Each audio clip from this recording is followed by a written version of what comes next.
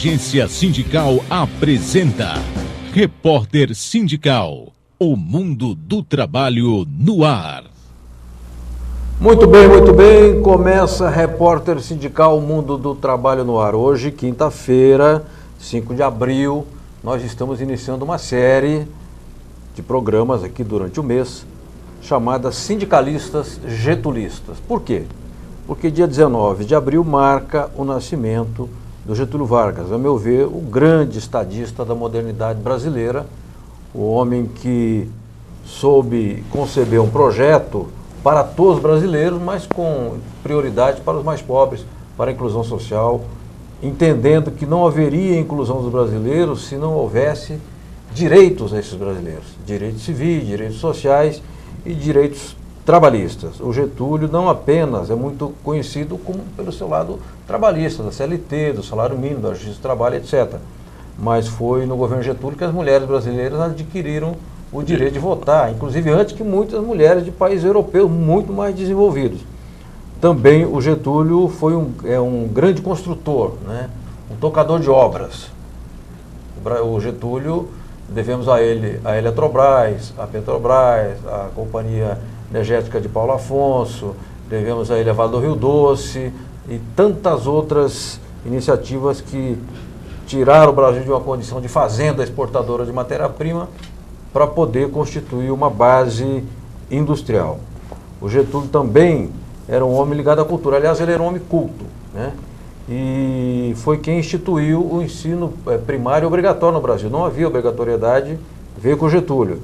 Também, eu estou citando de memória, que posso cometer erro, também o Getúlio instituiu o ensino musical, que é uma grande tragédia não ter ensino musical nas escolas brasileiras. E chamou, para estimular o canto orfeônico e o conhecimento rudimentar da música, simplesmente o maior compositor das Américas, que era o Heitor Villa-Lobos. De modo que nós estamos falando de um brasileiro extraordinário, às vezes eu fico lendo as coisas, eu penso que é impossível que um homem tenha feito sozinho, tenha feito tudo isso. Claro, ele não fez tudo isso sozinho, mas ele fez, foi sob o comando dele, a inspiração dele, que tudo isso aconteceu. Hoje nós vamos começar o programa e começar bem, porque meu amigo, né, dirigente sindical e getulista histórico, Francisco Calazans Lacerda, presidente do Sindicato dos Hoteleiros da Grande São Paulo. Tudo bem, Calazans? Tudo bem, uma satisfação estar aqui no seu programa. E você é getulista por quê? Você já nasceu assim ou foi aprendendo com o tempo? Eu sou getulista porque eu sei de tudo isso que você falou. Olha, e sabe mais, né? de Getúlio, não é? Esse resumo que você fez, histórico, já é suficiente para você ser getulista, porque realmente ele foi um grande estadista, um homem que conseguia enxergar. Ele foi um divisor, né? Quer dizer, o que é que havia na velha república, né? Nada, não é? Aristocracia dominante, coisa. Então Getúlio entra e muda, aí sim passaram a ter normas republicanas, né? Que é a preocupação dele com o Ministério do Trabalho, da cultura, da educação, da saúde, né? E aí não é só cuidar do trabalhador, como ele é acusado, o pai dos pobres, né? Ele tinha uma visão republicana, uma visão, ele enxergava muito longe, e ele sabia que precisava cuidar de todos, né? O Brasil precisava ser industrializado para sair daquilo, porque o Brasil era café com leite, sim, né, antes de 30. E ele sabia que ele precisava evoluir, fazer o país sair daquilo, deixar de ser uma fazenda, né? E ele fez isso, e foi avançando, criando as coisas, apoiando o lado empresarial também. Sim. Não se pode dizer que ele cuidou só, que só se identificar com os trabalhadores, com a pobreza só. Não, ele cuidou, sim, ele como um estadista tem que ver, ele via tudo. Aliás, o BNDES, Banco Nacional de Desenvolvimento Econômico, que o social foi acrescentado depois, foi a criação do Getúlio. É difícil você saber o que é que não foi... as instituições que estão aí, quais delas não foi criada por Getúlio Vargas? Pois é. Não é? Você vê até o IBGE, né, criado por Getúlio. A legislação trabalhista, a justiça do trabalho, né? Enfim, ele transformou o país. E é por isso que ele é o maior estadista brasileiro. Perfeito. Obrigado, Calazans. Eu quero anunciar aqui a presença da nossa Ariane Soares, esperando o nosso diretor voltar aqui para dar o corte. Ou já posso anunciar? Tudo bem, Ariane, com você? Ariane, encaminha as perguntas aqui dos internautas, dos telespectadores. Vamos lá? Tudo bem, João Franzin? Boa noite, Calazans. Boa noite, Franzin. Você também, internauta, que nos assiste aqui no Repórter Sindical na Web. Vamos lá? Já podemos? A Ariane, pode dar o corte na Ariane? Pode ser? Vamos lá? Agora Oi. sim, agora sim. Então, boa noite a você, internauta, que nos assiste. Estou aqui para receber suas perguntas. Você pode enviá-las através do WhatsApp da agência, que é 011 São Paulo, 97471 9071, 97471 9071. Também pelo nosso Facebook, estamos ao vivo no Facebook da Agência Sindical e também do jornalista João Franzin. Você pode enviar seu comentário e sua pergunta. E a você que também já enviou perguntas hoje no período da tarde, eu agradeço. E seguimos aqui na programação e aguardo sua participação. Perfeito, perfeito. Aliás, deixa eu fazer uma sugestão aqui. Eu vivo dando palpite de trabalho dos outros. Quando colocar o número do WhatsApp, colocar um pouco maior no GC, que aí vai facilitar a visualização. Às vezes a pessoa está vendo pelo celular, porque o programa passa pela internet, e aí fica pequeno demais. Calazans, o Getúlio concebeu a estrutura sindical brasileira uma pirâmide. Associações, porque, se não me engano, demorava 2 anos para uma associação se viabilizar ou não em sindicato. Sim. Depois vinha o sindicato, a federação e a confederação, uma pirâmide na verdade. Esse sistema ele foi reafirmado pela Constituição de 88, que manteve a unicidade sindical e a estrutura sindical. Portanto, a estrutura sindical brasileira é constitucional. Sim. Eu queria saber se você considera que essa estrutura mantém a sua atualidade ou já foi superada. Olha, esses dias eu até ousei dizer isso, né, assim, conversando com o ex-presidente do TST, que eu sei que ele condena a estrutura sindical brasileira. Mas eu acho que ela é perfeita. É uma pirâmide. Sindicato da base, a federação no meio e a confederação na cúpula. Agora, cada segmento, por exemplo, a indústria tinha a CNTI, né, a sua confederação. Juntando todas essas pirâmides, então acaba gerando um patamar ali em cima, ou seja, à medida que fecha, falta uma voz uníssona ali, então aí era a hora de surgir um comando geral, uma central geral, uma única. Entendi. Para de fato fechar, fazer com que essa estrutura sindical fosse ainda mais perfeita. Tá. Agora, a organização sindical brasileira, eu acho que ela é perfeita. Eu não conheço bem as estrangeiras, né? Mas pelo que eu ouço falar, a nossa é mais avançada, tá. A nossa organização sindical. Agora, dentro da proposta, quando o Getúlio criou, Getúlio é criticado porque havia esse atrelamento ao Ministério do Trabalho. Sim. Não é? Então, naquele momento, eu, analisando com justiça, porque eu sou uma pessoa que admira Getúlio Vargas, o motivo qual é? É apenas um senso de justiça. Eu gosto de analisar as pessoas como elas são. E eu vejo em Getúlio assim, um homem muito nacionalista. Sim, sim. Aliás, acho que é a sua marca principal, né? Principal. principal. O nacionalista é uma divisão, um homem inteligente, uma inteligência extraordinária, Getúlio, né? E ele, a gente, nas leituras que a gente faz, a gente vê que ele tinha uma admiração muito grande para o Zé Bonifácio, né? Sim. Que foi o educador de Dom Pedro, né? Sim, sim. Nosso imperador, que foi considerado um dos imperadores mais cultos do mundo da sua época. O Dom Pedro II. Dom Pedro II. Então, então a gente vê que Getúlio tem essa... Era um advogado, né? Sim. Não era um homem... Olha, o Brasil perdeu cedo um grande líder com 62 anos de idade. Pois é, né? pois é. Então, é uma pena, mas ele deixou a marca.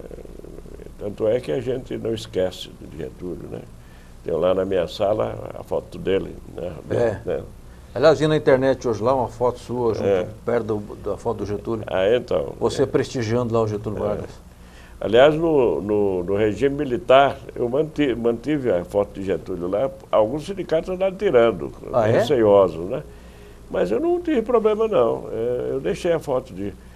Quando eu fui para o sindicato, a foto de Getúlio estava abandonada. Estava lá num porão.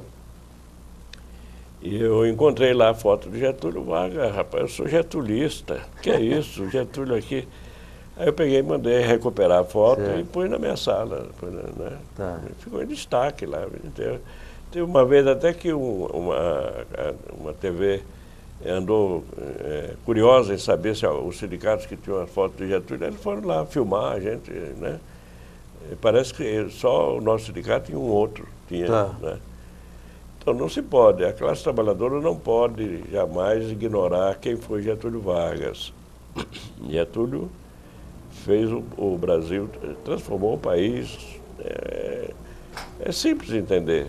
Nós tínhamos uma república, houve a proclamação da república, mas ali era uma aristocracia, que não havia voto secreto. Sim. Quer dizer, poucas pessoas votavam, né? Sim. Votavam de acordo com o poder econômico. E o coronel que dirigia o voto. E aí a eleição... Por exemplo, Getúlio perdeu a eleição, ele se queixou de fraude, né? Sim, sim. Era possível ter fraude naquela forma. Até hoje, com urnas eletrônicas, sabe Deus, se desconfia. Agora, ali, o comando, aqueles poderosos que não queriam que ele fosse eleito, claro que não deixavam. Tinham tudo para não permitir, não é isso? É verdade. Calazans, deixa eu fazer aqui um pequeno intervalo na sua fala e passar perguntas para a nossa Ariane Soares. Ariane, temos perguntas ao nosso convidado, Francisco Calazans Lacerda, presidente do Sintoresp e advogado, né? O Calazans é um baiano, né? Chegou em São Paulo migrante como tantos outros, né? E até como uma demonstração da sua inteligência, da sua aplicação, conseguiu passar na Faculdade de Direito, almejada Faculdade de Direito lá de São Francisco. Então o Calazans é um advogado formado e bem formado, né? É tradição, baiano, Rui Barbosa, né? Então tem tradição. Aliás, o Castro Alves estudou aqui também. Rui Barbosa, Castro Alves e Calazans, né? Tá vendo que trio? Vamos passar as perguntas para o Calazans? Vamos. Vamos dar início com uma pergunta de Lívio Enesco, ele é advogado e presidente da Associação dos Advogados Trabalhistas de São Paulo. Doutor Lívio, um abraço, Lívio. O que impactou a instituição do salário mínimo por Getúlio, permitindo a distribuição de renda para o trabalhador, fazendo com que este virasse um consumidor? Pergunta do Lívio. Então... Isso é uma da genialidade de Getúlio. Ele descobriu que precisava ter essa movimentação, precisava ter o salário mínimo. Aliás, o salário mínimo, hoje, ele é inconstitucional, né? Sim. Então, veja, a gente vê os ministros defendendo a Constituição, e é bonito isso, né? Claro, a Carta Magna do país. Mas eu fico assim, pensando por que é que, na hora de analisar a Constituição, naquele ponto em que manda pagar um salário mínimo decente, né? Por que não se vislumbra aí a inconstitucionalidade do salário mínimo vigente aí a no Constituição país? não tem aplicabilidade? Pois é, aí a Constituição não tem aplicabilidade. Pois é, não pode. Esse é o aspecto. Boa observação. Então, é isso. Se o salário mínimo fosse aquilo que o Diese manda, sugere, né, eu acho que aí nós teríamos... Não sei, eu não sou economista, mas eu vejo que na pergunta está inserida aí essa hipótese de uma movimentação na economia através de um salário que permite o consumo. Perfeito. Ariano Soares, existe mais alguma pergunta referente ao salário mínimo aí? Porque eu imaginei que seja Getúlio Vargas houvesse. Temos mais? Sim, temos mais uma pergunta, eu já ia encaminhá-la na sequência. Tá. A pergunta é do Geraldo Pereira, jornalista, e aí ele diz assim: quando Getúlio Vargas, em 1943, presenteou o trabalhador brasileiro com salário mínimo, este salário dava perfeitamente para um sustento do esposo, da esposa e de 2 filhos e também para o aluguel da casa. Para manter o mesmo poder de compra daquela época, o salário de hoje deveria ser igual aproximadamente ao que diz o Diese de R$ 3.706,44. R$ 3.706,44. Alguém foi passado para trás. Este alguém é o trabalhador. O que devemos fazer para corrigir este roubo patronal? Se você responder, você vai ser nomeado ministro da Fazenda. Pois é, meu grande amigo Geraldo Pereira, essa é a inteligência. Né? Geraldo Pereira é um homem que eu admiro pela sua capacidade, pela sua inteligência. Pergunta interessante. Olha, eu estou gostando da pergunta pelo seguinte, porque Geraldo, ele era antigetulista. Olha, eu não sabia disso, não. Era anti-Getúlio. E ele, de repente, começou a ler sobre Getúlio e ele se transformou num ardoroso getulista, né, hoje. Né? Então, Geraldo, na sua pergunta já está a resposta. Agora, o que precisa fazer é, pelo menos, pedir, né, o que nós temos feito, para que as autoridades cumpram a Constituição Federal nesse aspecto. Se cumprirem esse salário mínimo previsto na Constituição, é suficiente, sim, para manter uma família com dignidade, permitido que tenha cultura, que estude, tenha saúde, boa saúde, que more bem. Ou seja, que viva o trabalhador, o cidadão trabalhador viva com dignidade. Perfeito, perfeito. Muito bem, Francisco Calazans Lacerda, temos agora um correspondente, todo o programa, ou é o Toninho do DIAP, ou Clemente do Diese, ou a Rita Casaro, e também tem a Clarice, da CNTA. Hoje participa a Rita, jornalista do Sindicato dos Engenheiros do Estado de São Paulo. Vamos à mensagem da Rita, voltamos já com Calazans, para falar do primeiro programa da série Sindicalistas Getulistas. Vamos lá? Correspondente sindical. Informações das entidades e das categorias. Boa noite, Franzin. É um prazer falar com você e com os amigos que acompanham o Repórter Web mais uma vez. Franzin, ontem, dia 4 de abril, tivemos aqui no sindicato o nosso 18º seminário das campanhas salariais. Como você bem sabe, já que contamos com a sua importantíssima participação. Essa atividade, Franzin, marca a abertura das negociações coletivas de cerca de 100 mil engenheiros em todo o estado de São Paulo, que trabalham nos mais diferentes setores e empresas.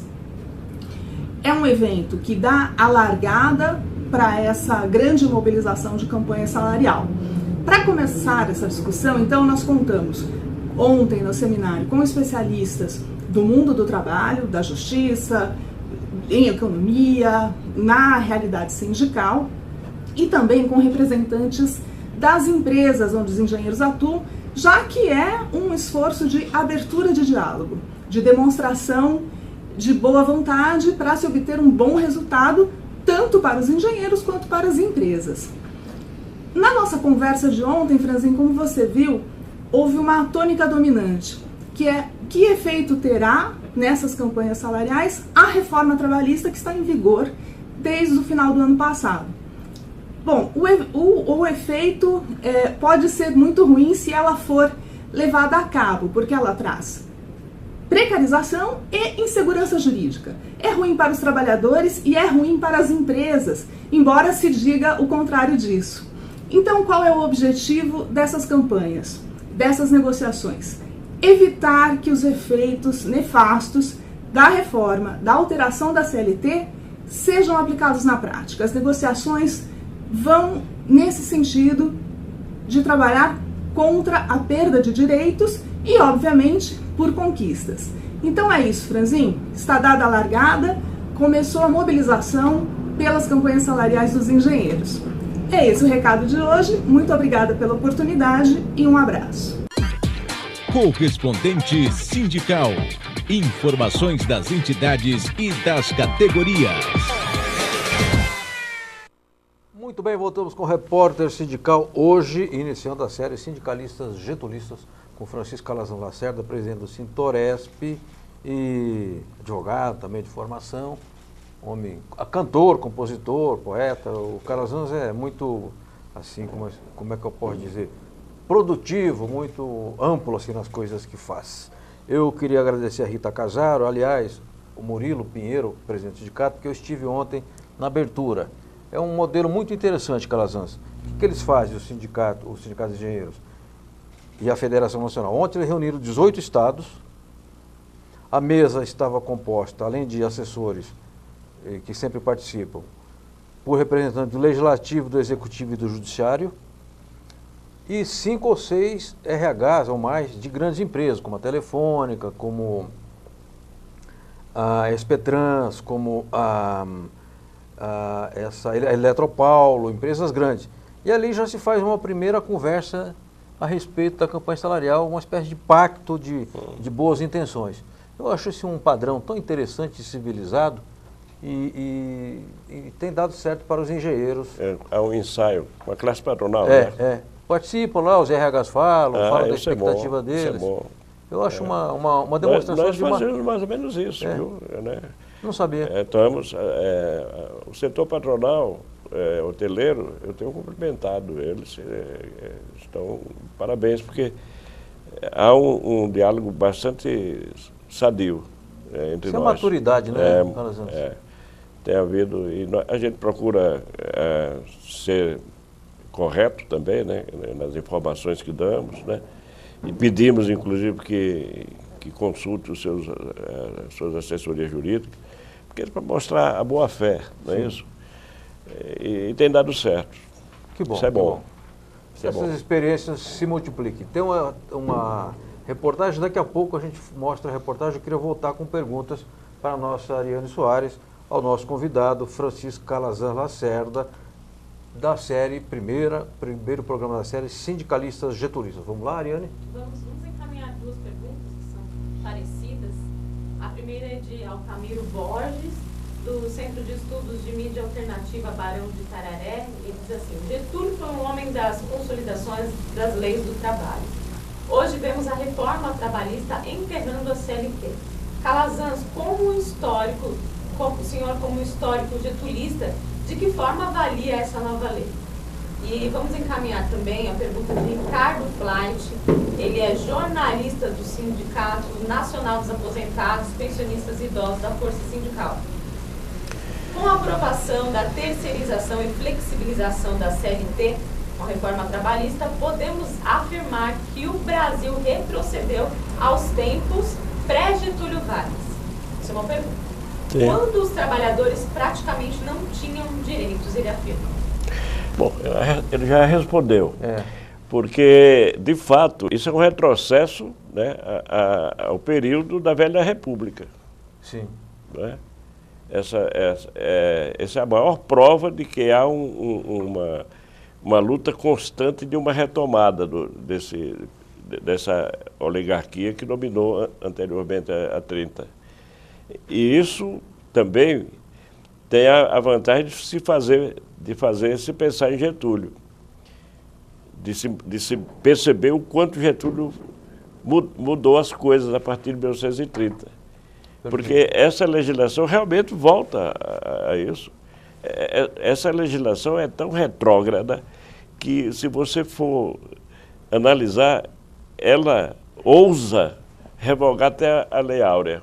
Pois é, pois é. Aliás, Calazans, eu tenho uma tese que eu descobri esses dias, que eu tinha uma tese sobre as eleições, então o tempo vai dizer se eu estava certo ou errado.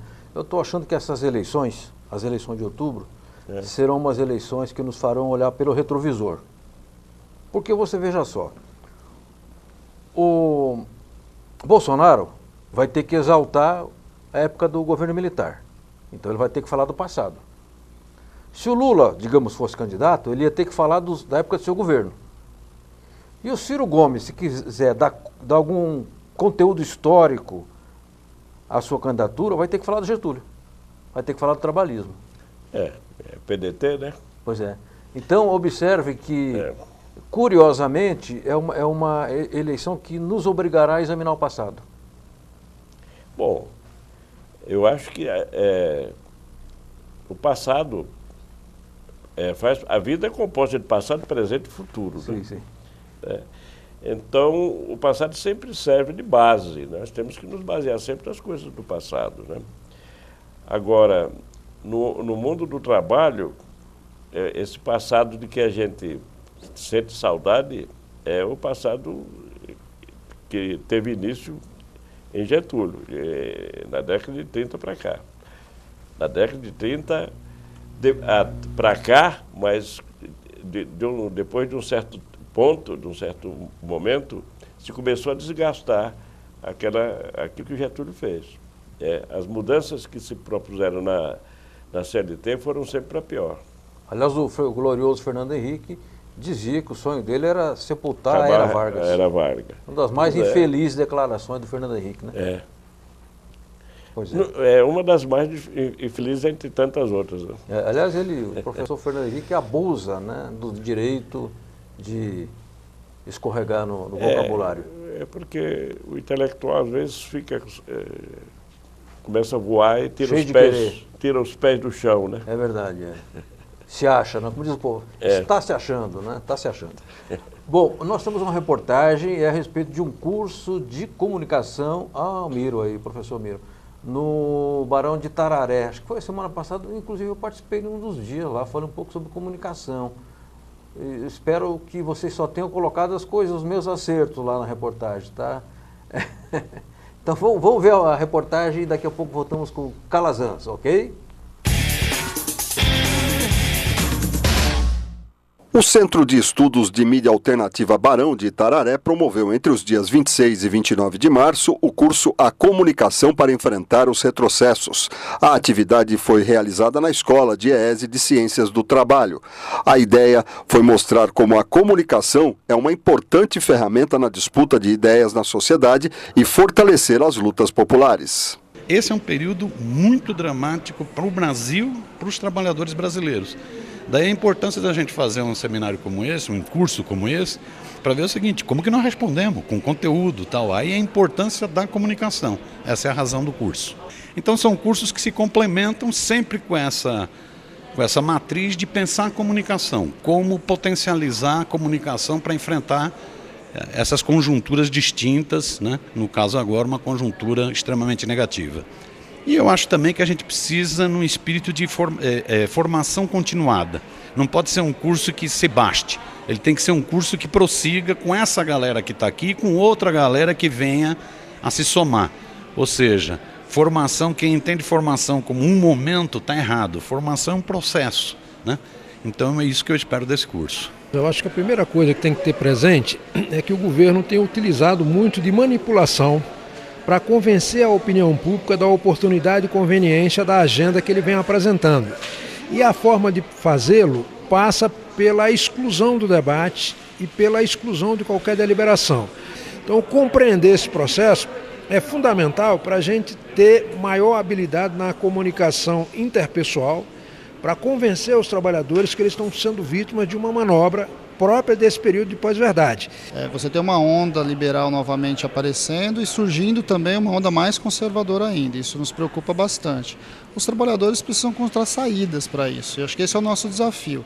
Começamos aqui, começamos no menor, no nosso país, mas a disputa é uma disputa muito maior de hegemonia por um pensamento que coloca o mercado à frente de qualquer outra coisa, né?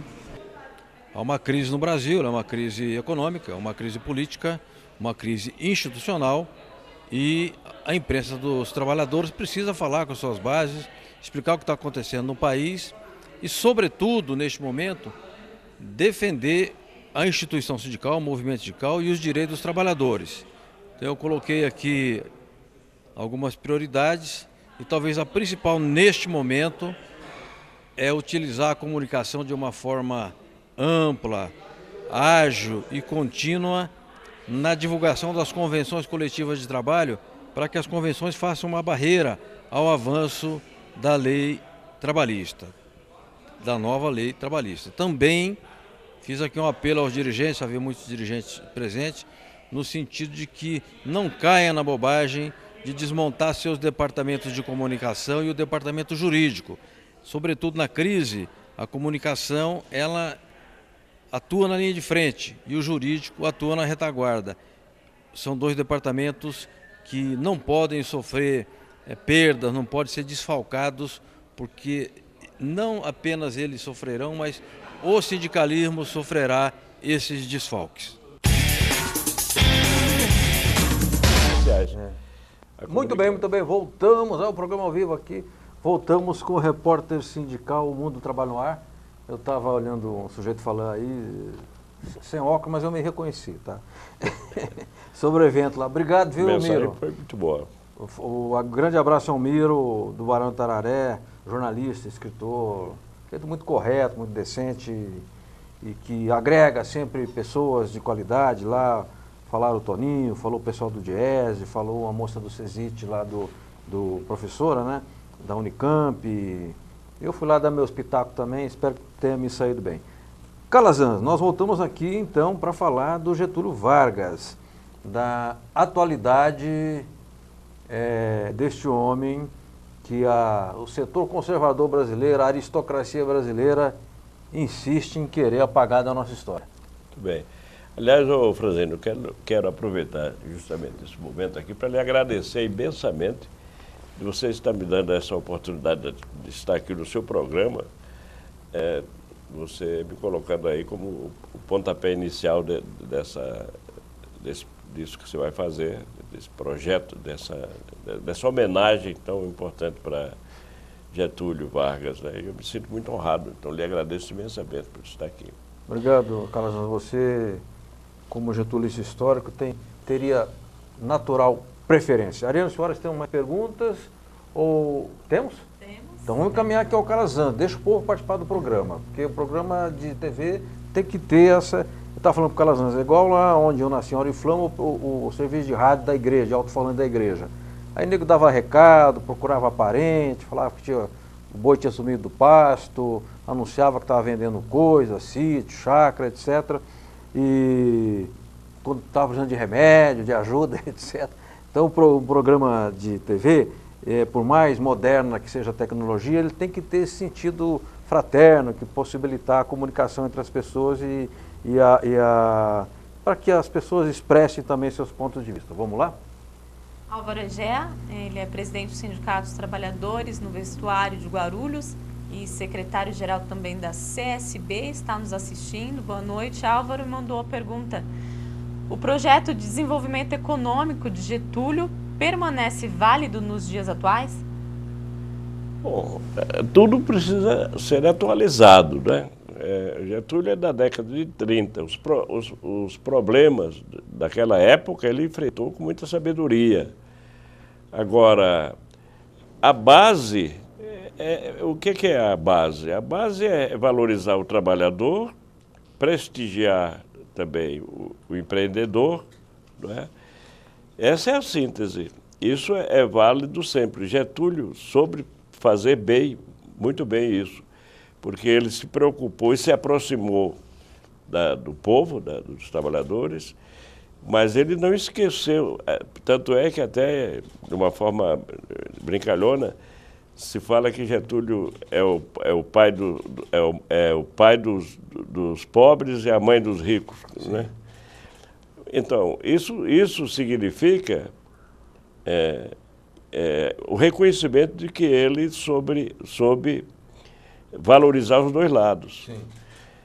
Então, no mundo do trabalho, isso não pode mudar nunca. Então, eu diria que é sim, válido, porque a economia, para nós sindicalistas, a economia, ela tem que valorizar, dignificar o trabalhador e permitir que haja emprego.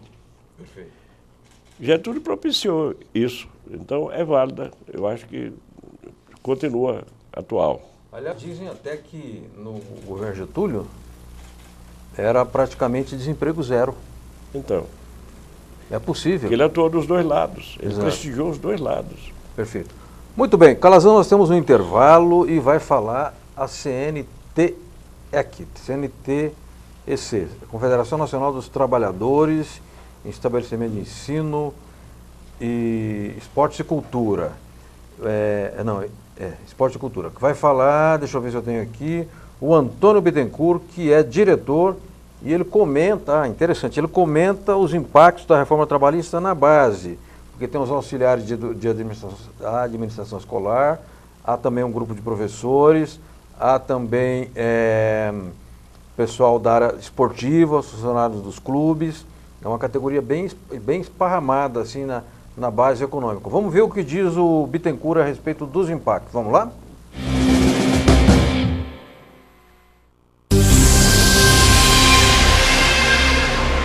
Como é que está sendo o impacto da reforma trabalhista na sua categoria? A reforma trabalhista, ela tem dispositivos inconstitucionais, não é?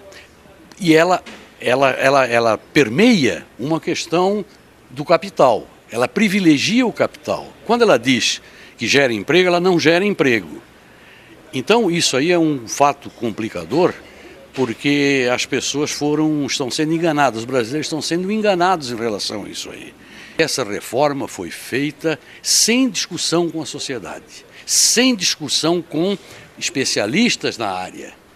Então, os nossos congressistas, no afã de querer atropelar todo o processo, e acho que movido por alguma coisa muito maior, que até escapa um pouco ao nosso alcance, ou seja, forças do capital, não é?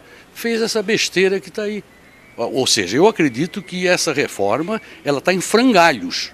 E o próprio judiciário, devagarzinho, ele vai aceitando as propostas dos sindicatos no sentido de neutralizar alguns dispositivos da reforma, dentre os quais esse óbice para a contribuição sindical.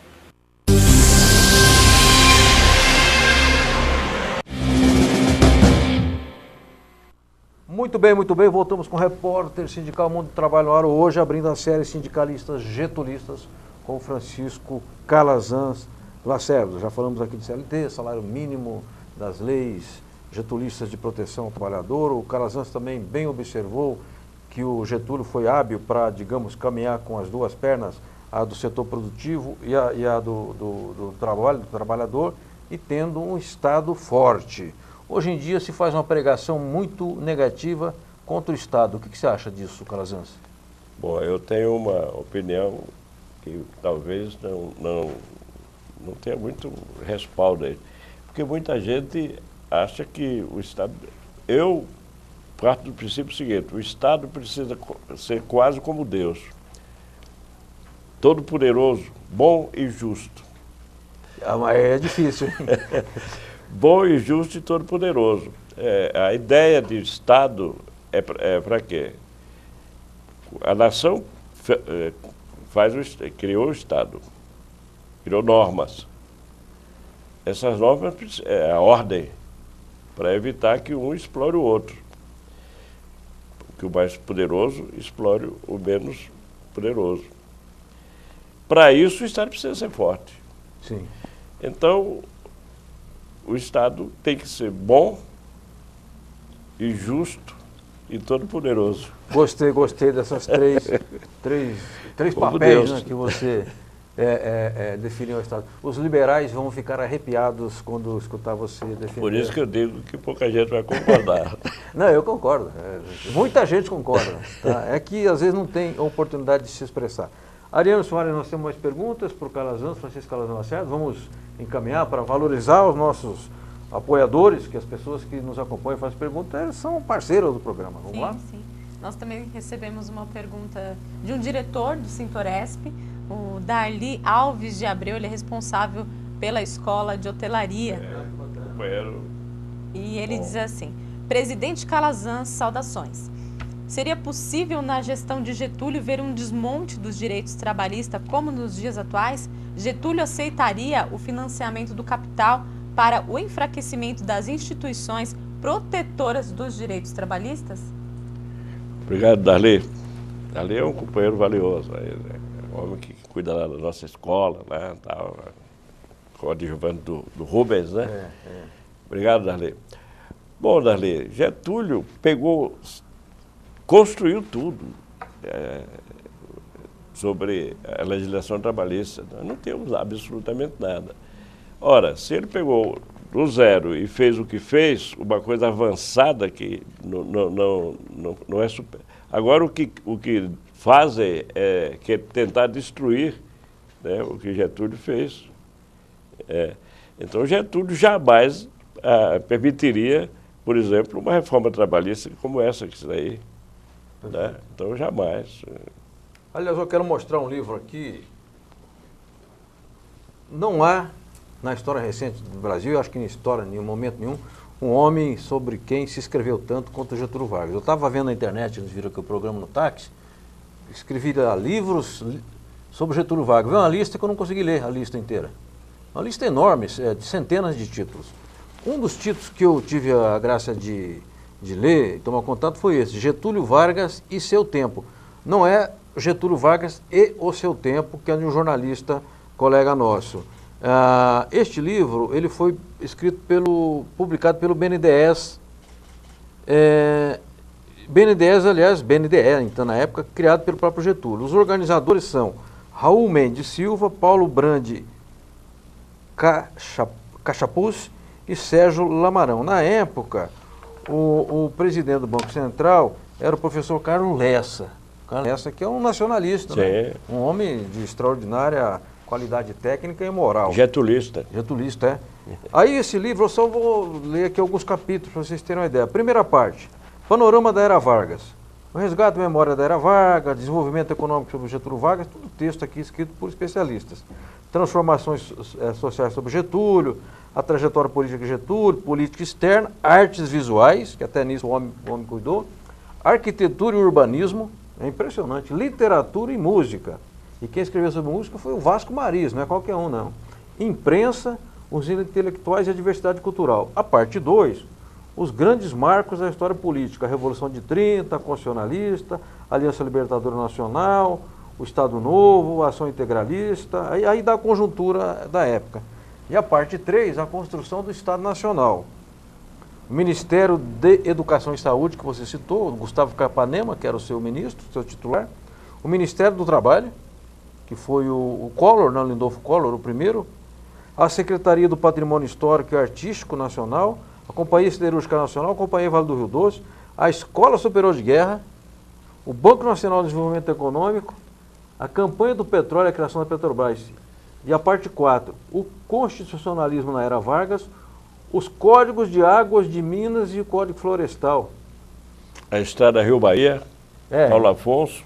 E vai daí por diante. É impressionante. Uma coisa... Bom, fica à vontade. Não, diga. Você dá a palavra. Me ocorreu aqui falar o seguinte. Houve aí aquele período, né, de Estado Novo, né, de 37 a 45. Então, veja bem, a índole de Getúlio, porque naquele momento em que ele teve o poder maior, né, que concentrou o poder, fechou o Congresso, né, pois no momento em que ele fechou o Congresso, ele fez a CLT. Não é interessante isso? Pois é, pois é. A legislação trabalhista criou a Justiça do Trabalho e criou a legislação trabalhista. Congresso fechado. Eu não estou aqui apregoando a República. Para funcionar bem, é preciso que os três poderes realmente sejam autônomos e harmônicos entre si. É preciso que haja os três poderes. Não estou apregoando que se feche o Congresso. Mas na história, a nossa história, revela que, para fazer a CLT, o Getúlio não precisou do Congresso. Perfeito. É que o Congresso, como a gente vê agora, o atual Congresso Nacional, sobretudo a Câmara, o Senado eu considero que tem muito mais qualidade. Nós temos senadores à direita e à esquerda muito bem formados, né, etc. Agora, a Câmara virou uma espécie de xepa de feira e despachante de negócios e de negociatas. Então, dali nós não temos iniciativas salutares e boas para a nação brasileira. Aliás, posso citar ali algumas iniciativas chanceladas pela Câmara, como, por exemplo, a lei que amplia a terceirização, essas medidas que congelam o financiamento, o investimento estatal em saúde e educação e, por fim, a lei trabalhista, como diz o João Guilherme Vargas Neto, a deforma trabalhista. Eu queria mostrar aqui a nossa chamada para o programa de Guarulhos. Calazans, você será visto em Guarulhos, na TV Guarulhos, sábado, das 20h30 às 21h30, no canal 3 da NET. Que honra. E haverá reprises também. E também em Brasília. Portanto, aqui está rabiscado. Eu prometo que no próximo eu trago um sem rabiscar, tá? O programa passa em Brasília toda terça-feira, das 18h30 às 19h, na TV Com do DF, canal 12 da NET, das 18 às 19h. Será uma alegria você nos assistir, sobretudo ao Calazans, que merece, também no Distrito Federal. Nós estamos já correndo. Eu queria saber da nossa Ariane Soares se tem mais perguntas e podemos fazer, para que tenha a dinâmica de um programa ao vivo, como se fosse um bom programa de rádio. Vamos lá? Sim, claro. Leila de Oliveira nos assiste agora e ela enviou uma pergunta pelo Facebook e ela quer saber o que o senhor pensa sobre a questão da liberação dos jogos de azar. Bom, precisa ver a liberação. Bom, eu tenho que defender, porque eu agora não sou vice-presidente, mas faço parte ainda da diretoria executiva da Contrato, que é a Confederação dos Trabalhadores em Turismo e Hospitalidade. É a nossa luta pela liberação dos jogos. Nós achamos que é uma incoerência, porque o próprio Estado tem jogo, a loteria, não é? E nós entendemos que a liberação do jogo vai movimentar grandiosamente a economia. Aliás, o Moacir Tesc, que presidia o contrato, ele defende, né? Defende. Eu me lembro até que já vi um projeto no Congresso. Parou esse projeto? Como é que está? Esse projeto, eu não sei exatamente como está agora, viu, Franzino? Mas ele deu uma esfriada. Agora, os sindicalistas, Calazans, defendem muito a questão da geração do emprego.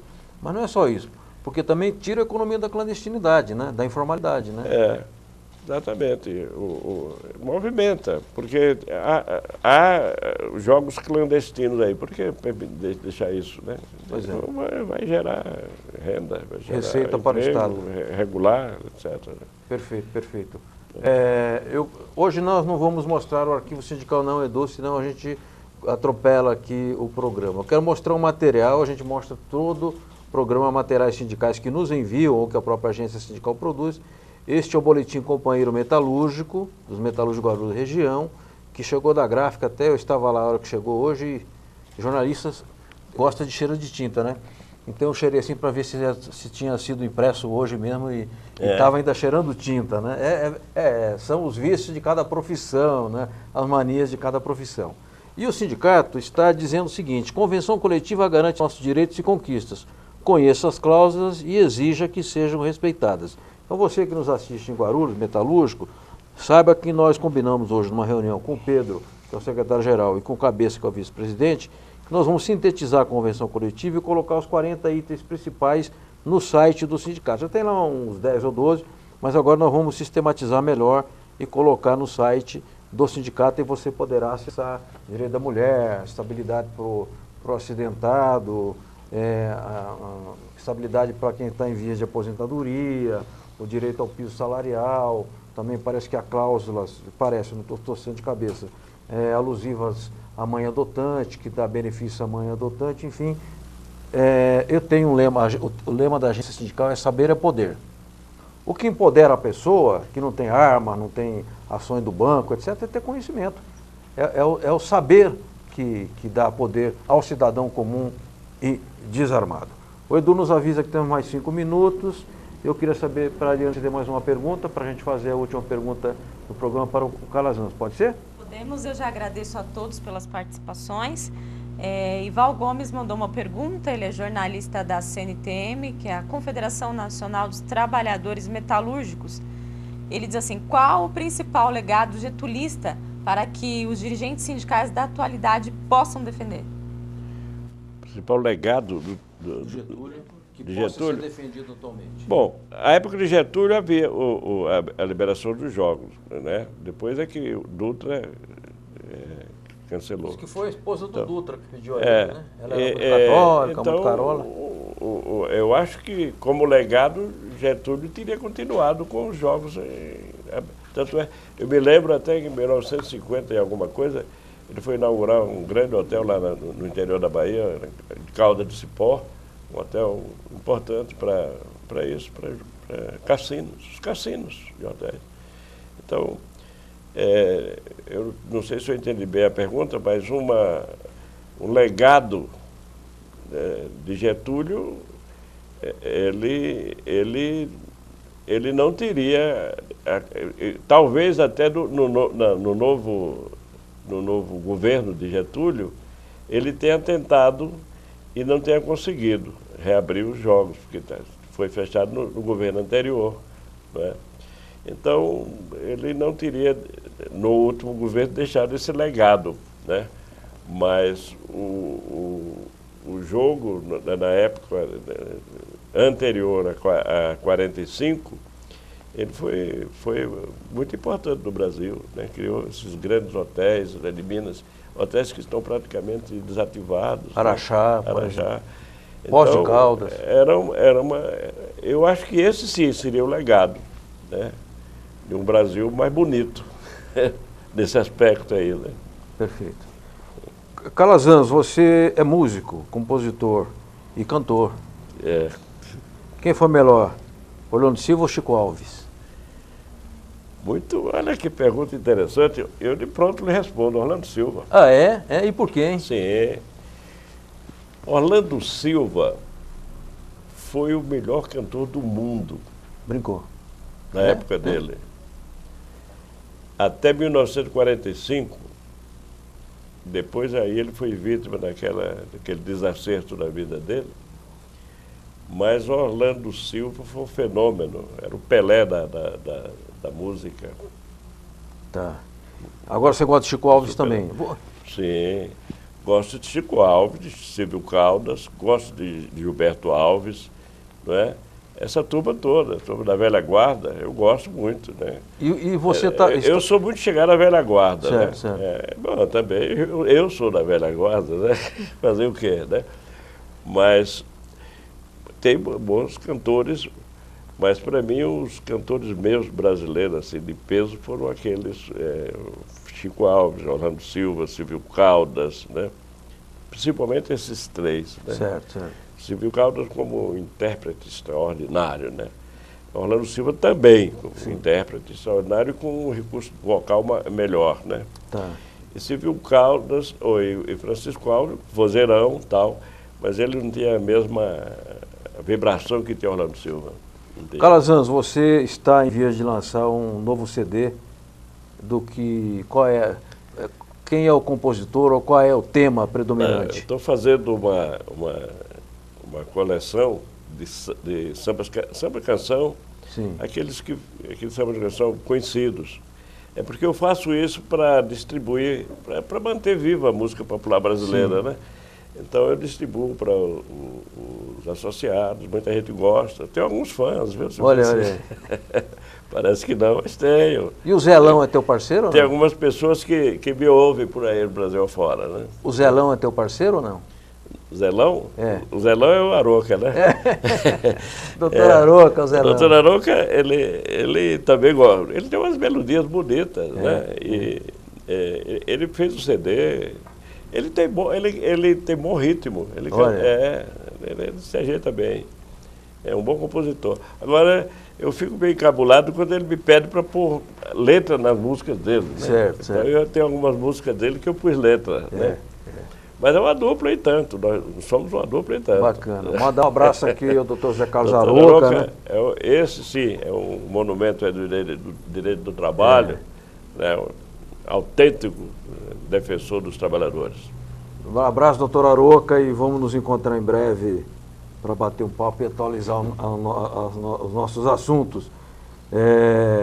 Então eu quero agradecer muito o Francisco Calazans Lacerda, que abriu a série com louvor, né? Abriu aqui, foi aprovado com louvor aqui na abertura. Obrigado, Calazans. Falou aqui sobre o Getúlio, enfocou vários aspectos da vida, da obra, do legado trabalhista, sobretudo, da herança trabalhista do Getúlio Vargas. E caso as pessoas queiram te encontrar no Sintoresp, qual que é o endereço lá do sindicato para bater um papo contigo? Eu estou sempre lá na Taguá 282, né? Que é no bairro da Liberdade. Mas nós temos a sede da Casper Libro, também lá da Rua Cruzeiro, né? Então nós estamos divididos em 3 setores, né? Tá. O jurídico parte do jurídico está na Cruzeiro, outra parte na Casper Libro. Por enquanto eu estou ainda na velha sede da Taguá 282. Estamos aí à disposição dos companheiros que nos procurem. Será uma honra para nós, uma satisfação. Francisco Calazans Lacerda, muito obrigado. Obrigado a você que nos acompanhou, obrigado a você que mandou suas perguntas. Quinta-feira que vem estaremos aqui com o segundo programa da série Sindicalistas Getulistas, porque o mês de abril, dia 19 de abril mais precisamente, marca o nascimento do grande brasileiro, do grande nacionalista e do estadista com E maiúsculo, Getúlio Dornelles Vargas. Um forte abraço a todos e a todas e até quinta que vem.